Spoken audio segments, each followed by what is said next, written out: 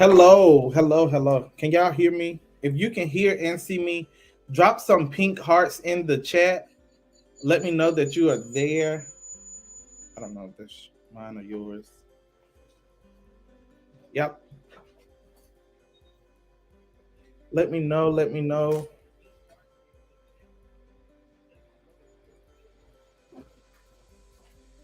Drop 31 something. All right. We can hear.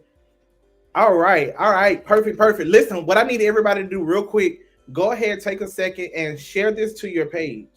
Share this to your page. We're about to bring some ladies on that's going to share their story. And I'm telling y'all, it's inspirational just to see their strength. So I need everybody, go ahead, share the video. And once you shared it, I want you to comment done in the write done in the comments. Once you have shared it, put done in the comments. I look dark. All right, Ms. Wagner, I see you. I see you. I see you. Thank you. Thank you. Thank you. All right, Tamara. Thank you. Ms. Moore. She's about to make her big debut. I love it. I love it. I love it. I love it. Go ahead, let them know that we are live. You do not want to miss these ladies' story. I'm super, super, super excited. For those of you that do not know me, my name is Justin Tyson.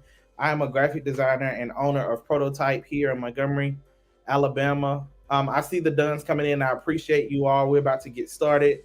So we had this wild idea, right, to bring some ladies together and actually record their testimony, their story during the month of October.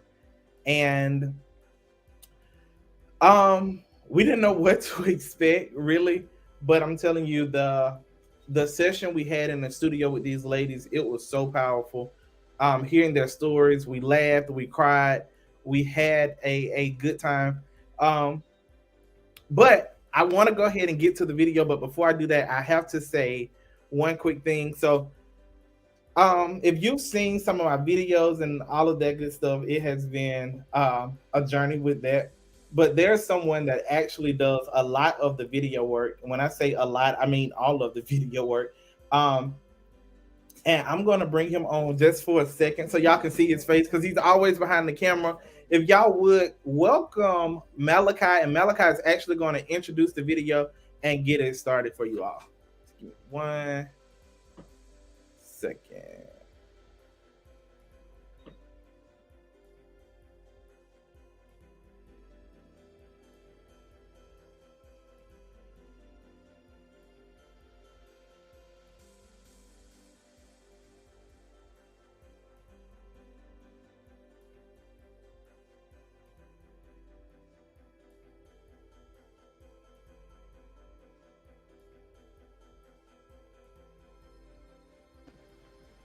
Welcome, Malachi.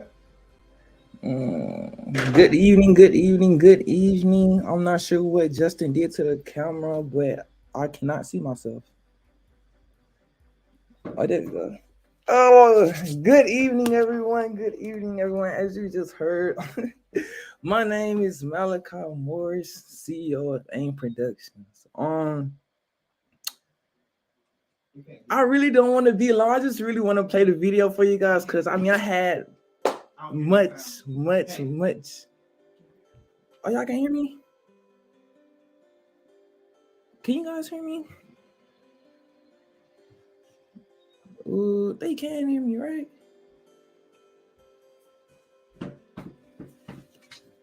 I don't know what Justin did, y'all. What did Justin do to the thing?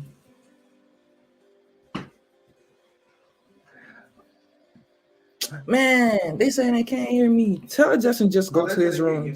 Tell him just go to his room, okay? But as I said, I don't really want to take a lot of y'all's time. I just ready for you guys to actually see the video.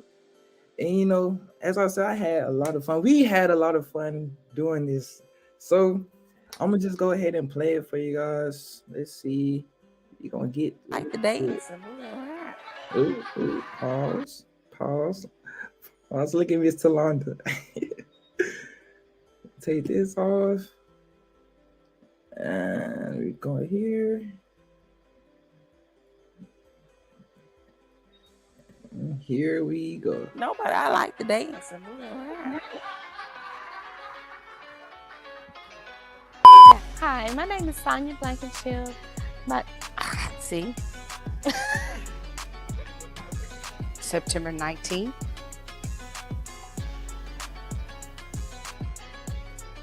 February the 12th. Okay.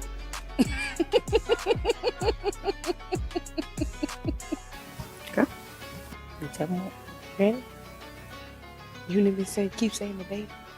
I understand the wrong date. Say my name. Daddy Justin.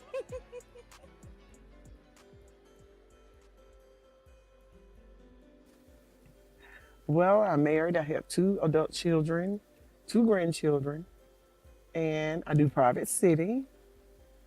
And I have an associate degree, working on a bachelor's degree.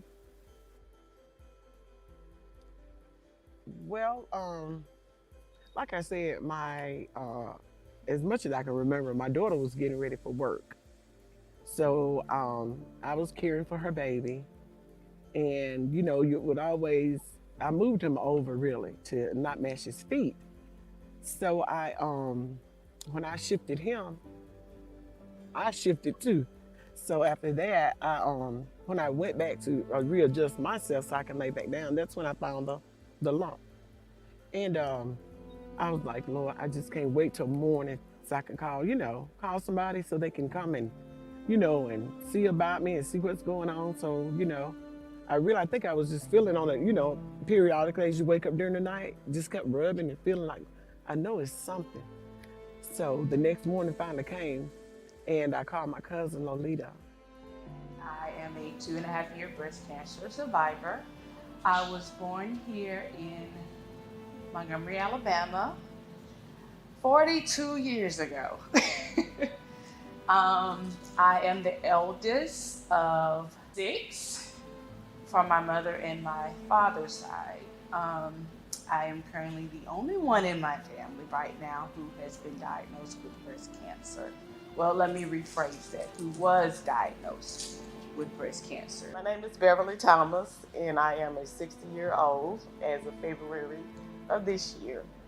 And I was diagnosed last year, February the 12th, 2021, 3 days after my 59th birthday. And like you say, you get the call, and I was at home, and she said, do you want the good news or the bad news? And of course, say, give me the bad news, and I take the good news. As a person, I enjoy traveling. I'm a scuba diver. I play golf an awful lot. I have worked all over the country in prison systems all over the country, and now I'm in Alabama. I started here in Alabama in 2018. So I am really committed to my work, spend a lot of time in my work. But other than that, I just like getting out and seeing what the United States has to offer, and then also I go abroad. Well, my name is Talonda Ward. I am a 10 years cancer survivor. I am a mother of 3, a grandmother of 4. Well, my name is Sonia. I was brought up in Luverne, Alabama. Probably a mile from the high school. I am an only child. I have the oldest of 12 first cousins. So brought up by my grandmother. She was the best hairdresser in Crenshaw County. Her name was Virginia. So my family have a history of style and doing hair and designing. So that is a part of who I am. Hi, my name is Stephanie Wheat. I'm from Montgomery, Alabama. I have 4 kids. Well, I had 4 kids. I lost a child in January. when I found out I got diagnosed with breast cancer. 2019, September 16th of 2019. I found the lump myself after doing a routine breast examination. I went to my doctor because, of course, I couldn't get a mammogram done without a referral. So when I went to my primary care doctor to get my referral, she told me to not worry about it because it could just be a fibroid cyst, which I knew that I don't get fibroid cysts. So from the look on my face, she said, well, Ms. Moore, we're going to go ahead and schedule you to get the mammogram done, a biopsy done. I said that will work just fine. So when I got the appointment at Stabers, I went back there. I don't know who was with me. I can't remember. But anyway, they have to pick your breast up if it's heavy, and they used to be heavy, and put it in the machine, and you know, you lean forward and it'll clamp down. But when she went to lift it up, the nurse noticed that it was something there. So she told me to get back, you know, put my gown back on and just wait a minute. So she went and called I guess she called the doctor, and he told her to do an extreme mammogram, or I'm not sure what they call it now, but she came back in and we started to proceed with the mammogram again. So when she put it in there, it clamped down. So, you know, I guess they take the pictures or whatever. So you wait a couple of days or maybe a week, and they send you the letter telling you, you know, that they need you to come to Montgomery and get a biopsy done. I was at home when I got the call, and she asked if I wanted the good news or the bad news. So I got the bad news, and the bad news was that I had cancer, and the good news was that it was curable. And so she started giving me the information that I needed to do the biopsies and the MRIs and all of this good stuff. And so I told her, let me call my husband. Because at this time, then I started crying, and I couldn't stop. And so I called him, and he was on the road. He's a truck driver. And he said he was on his way home. And my sister lived in Montgomery. He called her, and she left work to come be with me to get the rest of my news. And she's a cancer survivor herself. And we got through that day, and it took me at least a week before I could talk about it or tell anybody else about it. So I ended up going to the breast cancer center here in Montgomery to get a biopsy done on September the 12th. They called me on September the 16th to tell me that I was diagnosed with stage 1 of breast cancer. I said, okay. When I got the call, I had just made it to work when I got the call. And it was Dr. Kirkland, and she called me and she said, Ms. Moore, I can give you the bad news or the good news. I said, well, give me the bad news first. She said, well, the bad news is you have been diagnosed with breast cancer. But the good news is we caught it in time enough to where it is curable.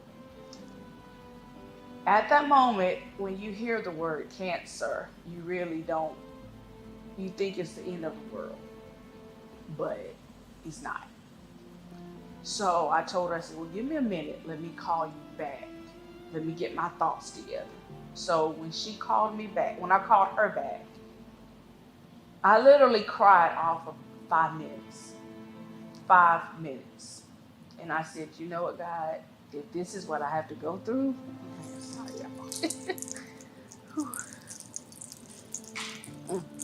if this is what I have to go through, let me go through it to help someone else. And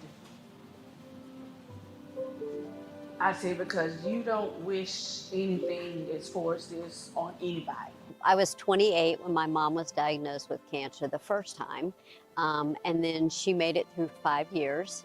of recovery, and then she was diagnosed with metastatic breast cancer after that. So she died when I was 33 of breast cancer. My grandmother, her mother, died when I was 34 of breast cancer. And then she has 2 sisters, both of which have breast cancer. And so we have quite a family history of breast cancer. I've been tested for the BRCA, and I do not have any of the genes that have been identified. Get a biopsy done. And so we did that. And you have to wait, I guess, another week before the results come back. So it was Dr. Wall. I'll never forget how she presented herself when she came in to tell me my news. She wasn't like, I have something to tell you. She could have said, you want the good news first or the bad news? She just say, you do have breast cancer. I was like, okay.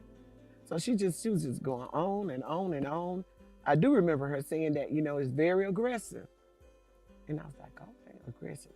I know what that means. It's rapidly growing or something like that. So after she told me that, I was like, wait, you gotta go back and retell me everything or either write it down, because I really don't understand. The only thing I heard was you have breast cancer. So I've been tested for the BRCA to determine if I have a gene associated with breast cancer. And I did not have the BRCA gene. And since then, they've come up with another 15 genes they've identified with breast cancer. And I have none of those 15 genes either. But this is my second time with breast cancer. So there is an unidentified mutation that I have in my genes, and they just haven't put that together with breast cancer. Well, in 2004, as my career, I was director of training for Hardee's in Springfield, Illinois. And I was on assignment there. And I was about 5 weeks on, 5 weeks off, come home for about 2 weeks or so and go back. In October of 2004, I discovered a lump in my left breast. So I said, well, I'll go get it checked out when I get home. So I did go to my doctor to get it checked out when I got home. It was around October the 10th or so. So I had an appointment. He did his mammogram, not mammogram, but he did the self-check and checked me out and said, well, it's probably just a cyst. But he then sent me to Troy, to Dr. Slammer, I believe his name is, yeah. And we went through biopsy in November. And that was right around the time of Thanksgiving. So had the biopsy done. And as I was on assignment in going to Huntsville, I had a class to teach there. And I was scheduled to go back on a Monday in December. And it was a Friday. And they called me on my way in Birmingham traffic. So interestingly, and it's a great contrast between the previous time that I was diagnosed and this time. Last time I had 35 radiation treatments, and this time I'll only have to have 16 radiation treatments. So the treatment of breast cancer has come so far, just looking at that. I have the same breast cancer that I had before. It's not an extension of the previous, but it is the same breast cancer. And my husband happened to notice a lump around the areola. It was that long. I said, well, I'll go to the doctor after we get through seeing about her. Your maternal instinct jumps in. You got to take care of the baby first, and then you take care of yourself. So we took her to the doctor. She was scheduled to have surgery in April.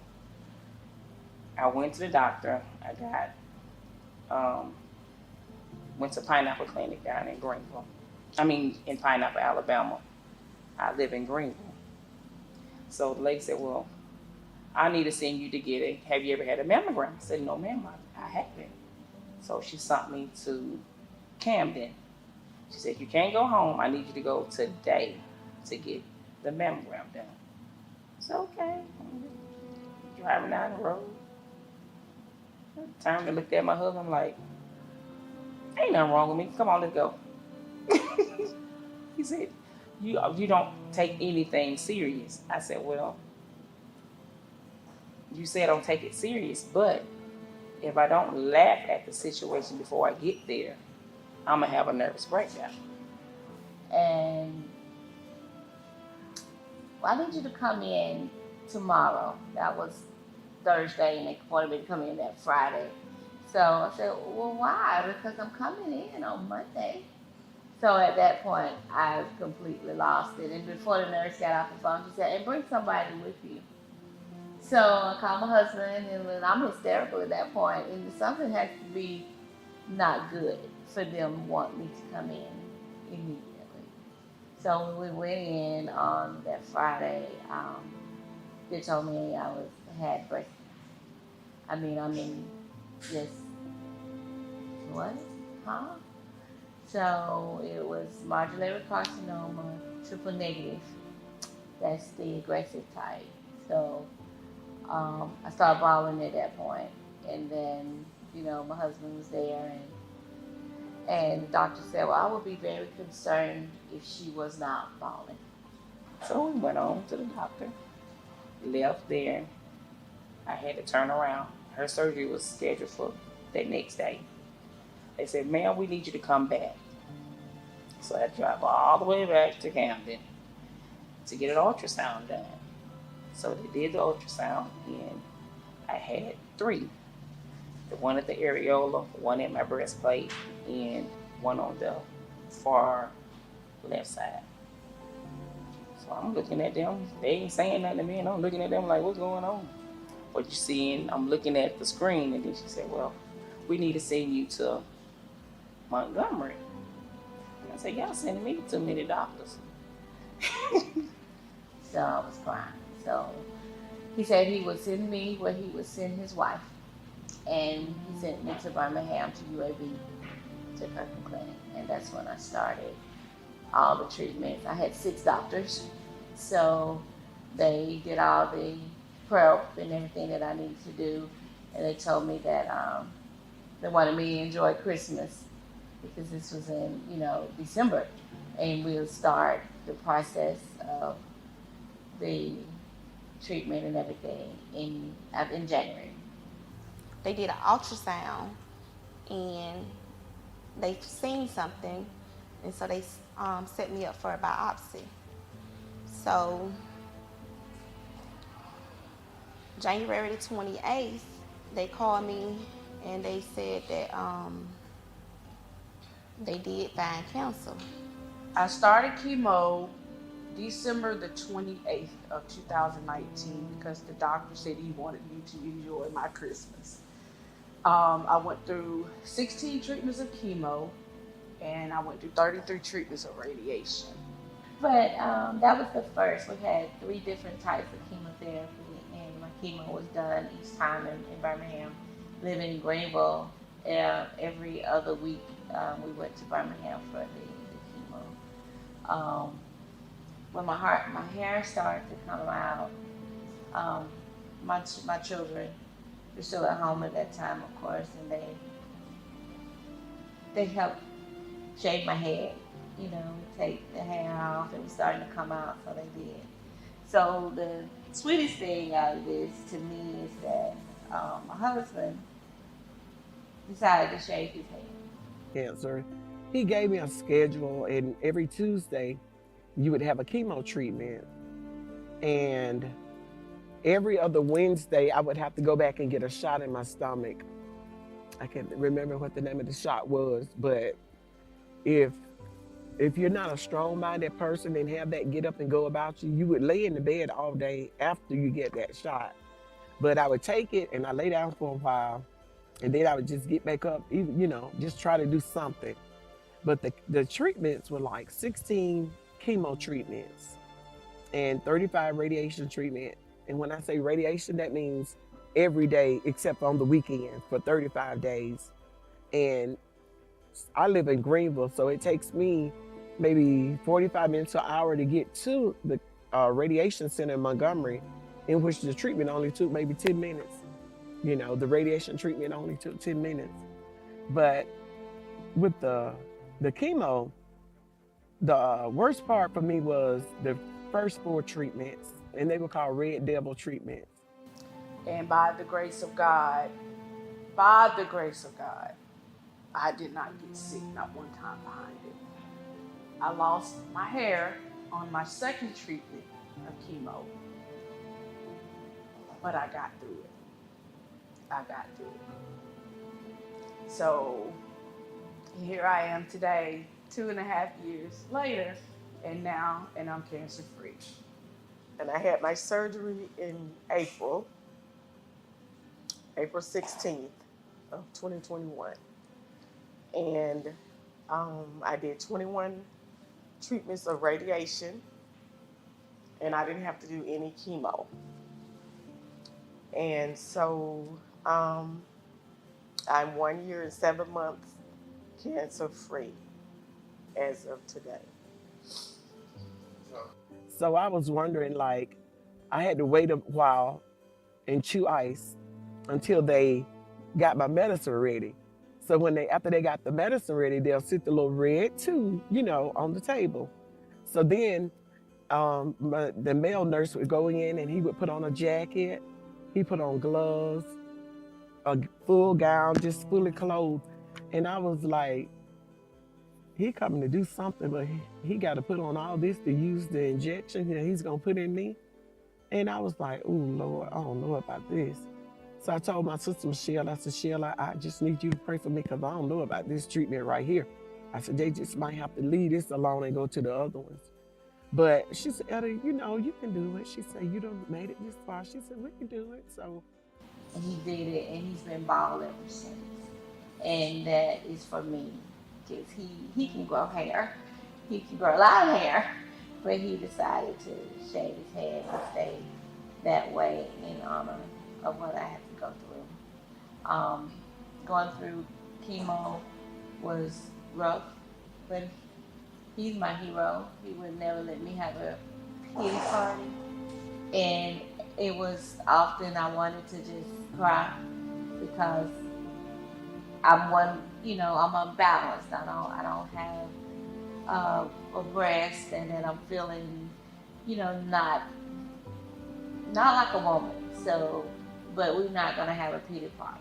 So he was there at every step of the way that I had to go through that. And then my daughter, she took care of all of the drainage tubes and all of that. And then my son, he cooked for everybody.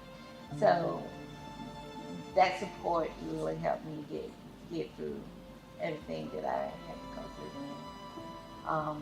And then finishing all the chemo. And after that, we went through reconstruction. Okay, I remember going to, I think I went to chemo that day. And usually it just made me tired for some reason. It never put me in the bed sick, thank God for that. But for some reason, I just wanted to just listen to some gospel music, me and my baby, and just, just drift on off or whatever like that. So I do remember putting it on repeat, Better Days Are Coming. And it was a gift to me. It was a CD, not a DVD. So I do remember playing at least twice. And I think the third time is when I drifted off to sleep. And I was awakened by a man knocking on the door. And I'm like, who could that be this time of night? And so I got up and I was like, well, who is it? And he was like, he was just, just somebody, like, just beating. And I was like, hey, I said, I think you got the wrong house. I said, everything going on down there. And I think you just came to the wrong house. And he was like, no. And he was beating again. He was like, Miss Lady, he said, your house is on fire. He said, get the baby and come out. And I was like, who knew I got a baby in here? So in 2014, the breast cancer was discovered in a mammogram. And so we went from the mammogram to a biopsy, and then to my oncologist, radiologist, and I did not have to have chemotherapy, which is a real blessing for me. But I have worked diligently to keep my body healthy so that I can fight cancer if it comes back, and it's really worked for me in this case. The surgery, my treatment was 21 days, and I had to go every day, and I went every day after work. And it was from 4 to 4:15 or 4:20, according to how long the treatment lasted. And I went to work every day, went to treatment and went home.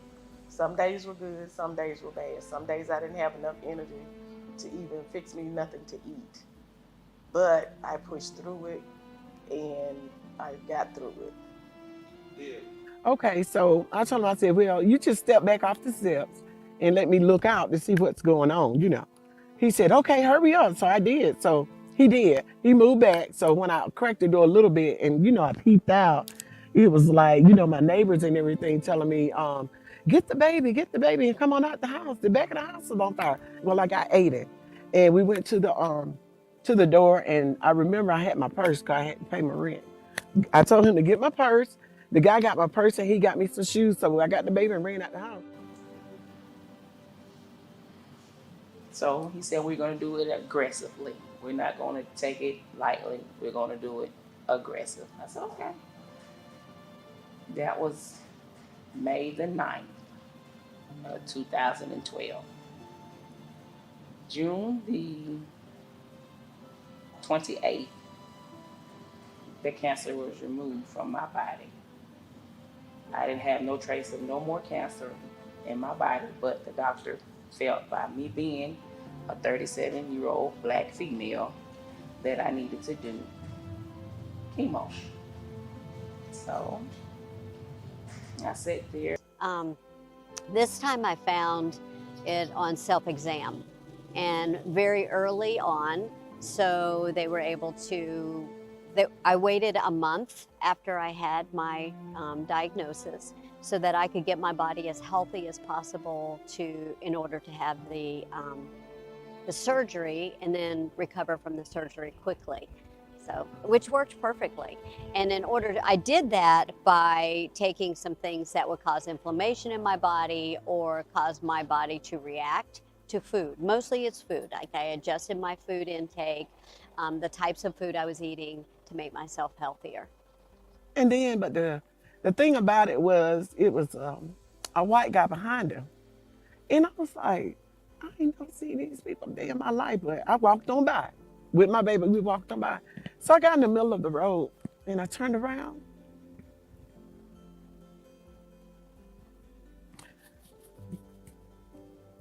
I turned around and looked and I was like, oh Lord. I said, if he hadn't woke me up, if that man hadn't came beating on the door and woke me up, I said, me and my baby wouldn't be here today.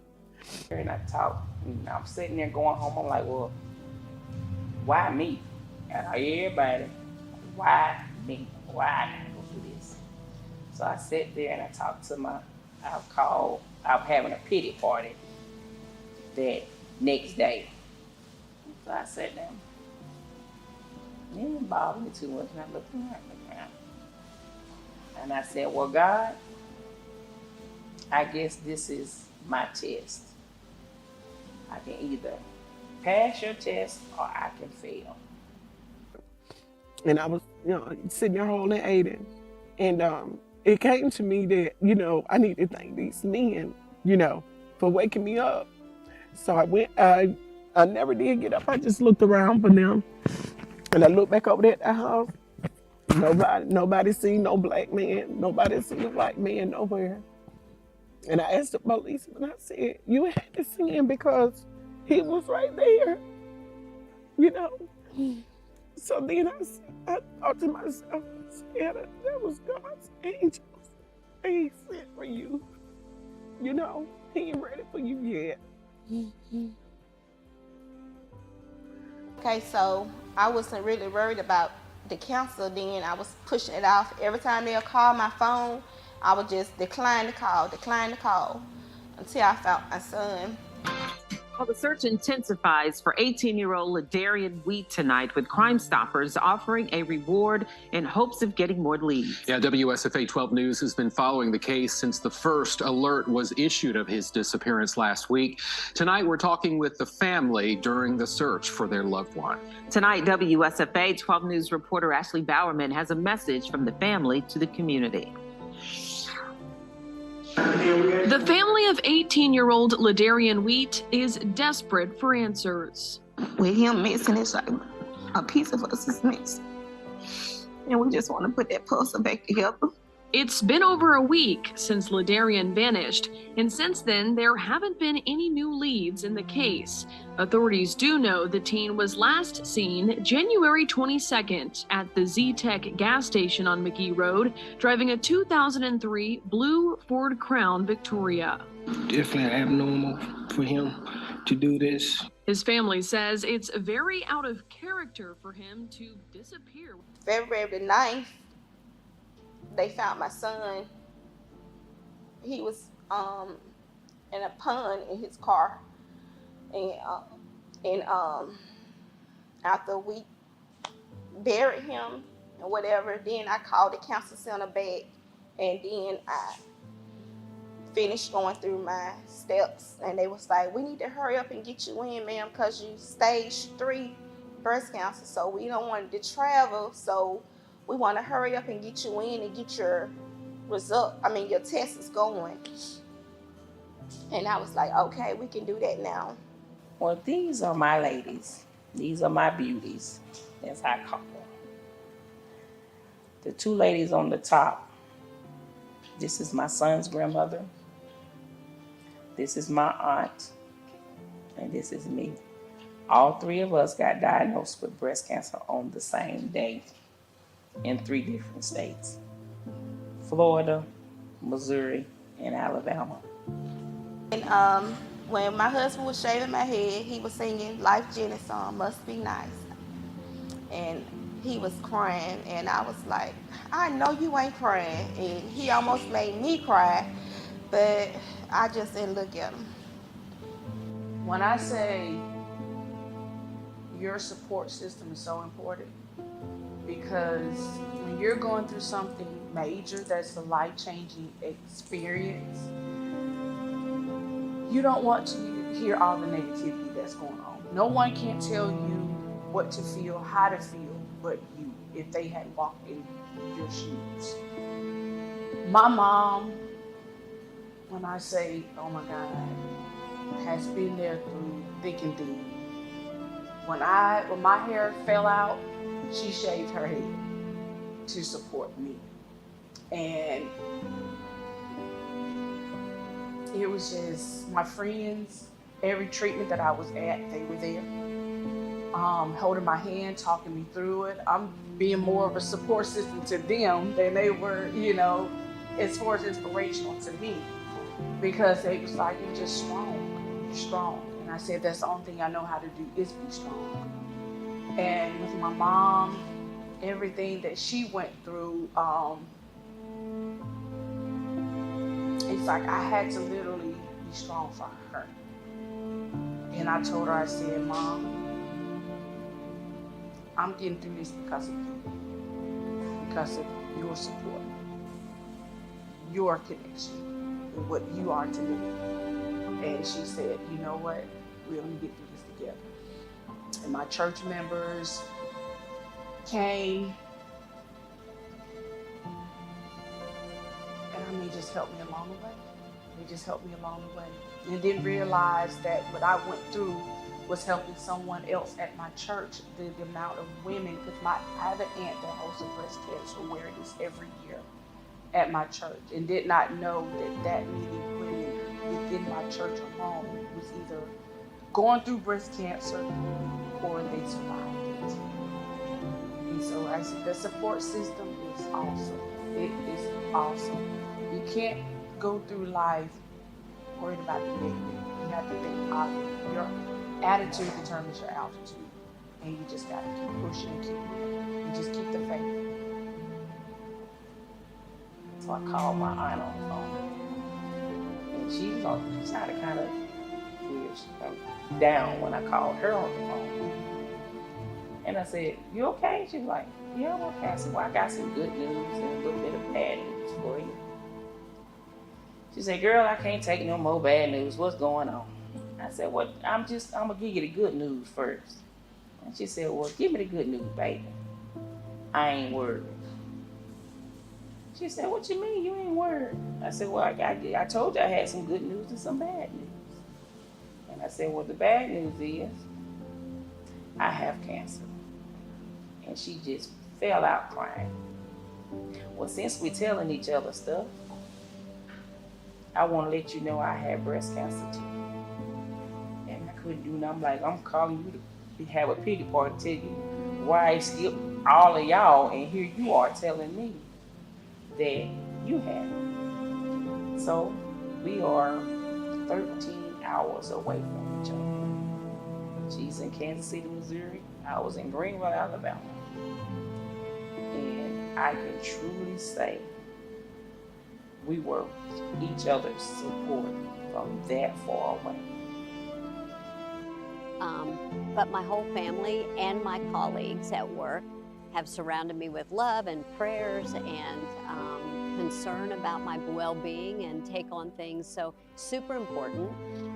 There's so much research that indicates that if people will come around you and love you and hug you, that's part of the healing process, right? So I have tried to educate my staff, my colleagues, my family about how important embrace is, even loving one another and the human touch. And so, I mean, even at work, I just look at people and I say, part of my treatment regimen is a big hug. And so I start hugging people around the office, which is really different for me because I'm kind of a hardcore work person. I'm a workaholic. So people aren't used to me going, I need a hug. They're like, what? This is Deb Crook. She doesn't hug people. So yeah, so I've gone, that's a new portion of my my journey is really understanding the importance of the spiritual side of your journey, the love part of your journey. Medication obviously is part of the journey, but also understanding that what you put in your mouth and in your body has a huge impact on how you're able to battle this cancer. This is my cousin. I just buried her, so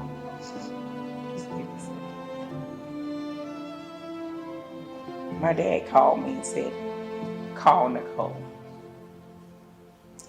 So I called Nicole on the phone. Nicole wouldn't answer the phone. I said, well, why Nicole not answering the phone? So I said, oh, she don't know my number. We don't answer numbers that we don't know. So I text her, answer the phone. It's Tawanda. So she answered the phone. And I said, how are you? She said, I'm doing okay. I said, are you sure? I said, I got a call to call you. You got something to tell me? She said, I'm not doing chemo anymore. I said, well, why are you choosing not to fight? I'm tired. This was her second round. So she didn't want to do it again.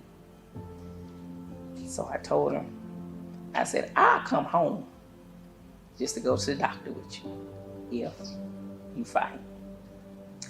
She said, stay where you at. I'm not gonna do it no more. I don't want chemo to tear my body down no more. I said, Nicole, fight. So that was last year in May. Well, when she decided to fight, it was too late. That was in February. She wanted to go ahead. They started trying to do the chemo. But the cancer had spread it all over her body. So, got the phone call in July. She had passed. And you can only think of your pink sisters as your sisters. And you try to tell everyone it's gonna be okay, it's gonna be all right, but we never know what anyone is thinking and how they feel. I would tell this young lady or young woman to never let your physical features define you, because your health is more important, and everything that you go through defines you as a person. Always remember to put God first. Because without God, nothing is possible. Nothing is possible. Your strength comes from within you. And as long as you know that you are strong enough to withstand your trials and tribulations, people see that and will walk with you and not behind you. So that would be what I would do. With faith, like I say once again, faith over fear conquers all. When I say your support group is the most important part of fighting this disease, have a support group. If you have negativity around you, throw it out. Get rid of them. Because you need all your peace to fight. You don't need to argue. If you're going to argue, get your Bible. Start from the front of it and go to the back. That's the best book I've ever read in my whole entire life, is the Bible. And I tell anybody,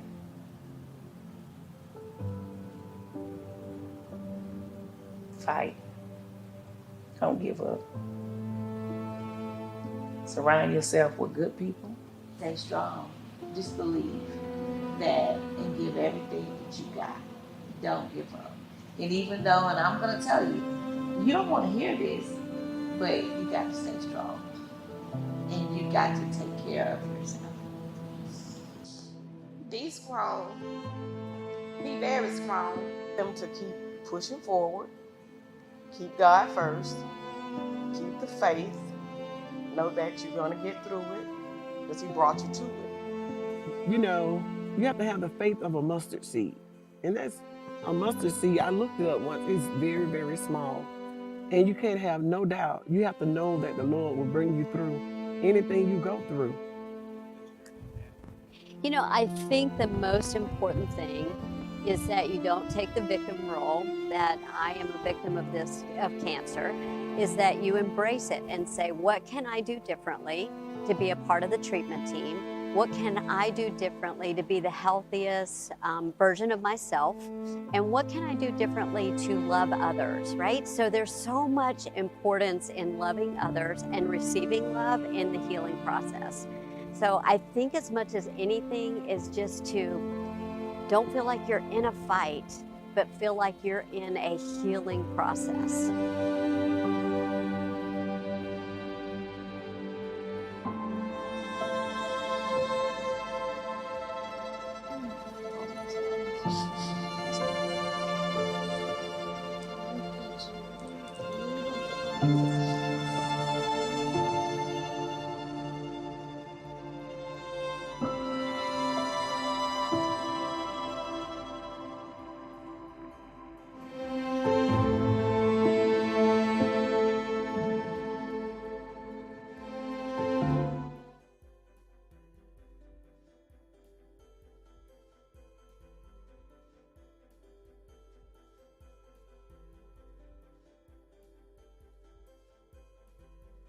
All right, who's peeling the onions? Who's peeling the onions? So that's it, you guys. I hope you guys enjoyed the video, the documentary. As I said, we had much fun, and big shout out to the ladies. You guys are so strong. Thank you for giving us your time. You know it's valuable to you and us as well. And that'll be it. If you guys want the video, it'll be posted on YouTube, on Justin's page. And if you just want more to see more, he just will have that available as well. But that is it, folks. And thank you once again to everyone, and especially the ladies that came out for this documentary. And that is it. You guys have a great night.